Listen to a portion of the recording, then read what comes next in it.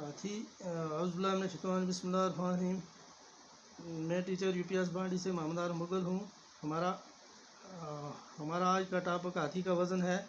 Class 6 का topic हाथी का वज़न। बच्चों, आज हम पढ़ेंगे हाथी का वज़न सबक। एक दफ़ा का जिक्र है कि एक बादशाह सख्त बीमार हुआ, यहाँ तक कि जीने की आस बाकी ना रही। इसने ये मिन्नत मानी कि अगर मिन्नत मानना यानी वादा करना कि अगर खुदा ने उसे सेहत अता फरमाई तो वो उसके नाम पर हाथी के वज़न के बराबर रुपया तोल कर भूखे नंगे फ़कीरों में बांट देगा। खुदा ने उस पर रहम फरमाया और चंद ही दिनों में अच्छा हो गया। लेकिन अब वो हैरान था कि हाथी को क्यों कर तोले। उसका वज़न मालूम किए बगैर वो मिन्नत पूरी न कर सकता था। दरबार में बहुत से अक्लमंद लोग मौजूद थे। उन्होंने बहुत सोचा लेकिन कोई बात बांधना पड़ी, यानी कोई बात पूरी ना हो सकी। इसलिए पूरे मुल्क में इश्तिहार दिया गया कि जो शख्स हाथी के बराबर रुपया तोल कर दिखाएगा हम उसे इनाम से मालूमाल कर देंगे। इनाम की लालच में बहुत सारे लोगों ने अपनी अक्ल पर जोर दिया। हज़ारों जगह सूरत बांधना पड़ी, यानी कोई कुछ न कर सका। कुछ महीने इस तरह गुजर गए। बादशाह को फिक्र हुई और वो इस सोच में पड़ गया कि ज़िंदगी का भरोसा नहीं। मिन्नत का ऐद खुदा से कर चुका हूँ, यानी मिन्नत का वादा कर चुका हूँ, इसका पूरा करना अब मुझ पर फ़र्ज़ है।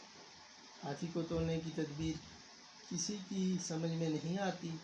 अब क्या किया जाए, यानी हाथी को किस तरह तोला जाए। एक दिन वो इसी शशवपाई में था कि एक मिला खिदमत में हाज़िर हुआ और अर्ज़ की, जहाँ पना मुझे तदबीर सूझी है। तदबीर सूझना यानी कोई बात समझ में आना। अगर हुजूर रुपये और हाथी मेरे साथ कर दें तो उम्मीद है कि मैं दरिया जाकर हाथी के बराबर रुपया तोल कर हुजूर को दिखा सकूँगा। ये सुनकर बादशाह बहुत खुश हुआ। वज़ीर को हाथी और रुपया मला के साथ कर देने का हुक्म दिया और ख़ुद भी दरबारियों के साथ दरिया की तरफ चला। शहर में ये बात मशहूर हो गई, इसलिए बहुत से तमाशाई भी दरिया की तरफ रवाना हुए। जब बादशाह, दरबारी और आम लोग वहाँ पहुँच गए, मला कहते हैं किश्ती चलाने वाले को, तो मला ने एक नाव को किनारे के करीब लाकर खड़ा किया। यानी किश्ती चलाने वाले ने एक नाव को किनारे के करीब लाकर इस पर सवार किया गया। हाथी के बोझ से नाव का कुछ हिस्सा पानी में डूब गया। जहाँ तक नाव पानी में डूबी थी वहाँ मला ने निशान लगा दिया और अर्ज़ की, हुजूर हाथी का वज़न इतना है। अब हाथी के वज़न के बराबर रुपये तोलने के लिए नाव को इस निशान तक पानी में डुबो दिया जाए। इसके बाद नाव में रुपये भरने के लिए कहा गया। बादशाह के हुक्म से लोग नाव में रुपये भरने लगे। नाव पानी में नीचे होती गई। जब निशान तक नाव डूब गई तो मला ने कहा, बस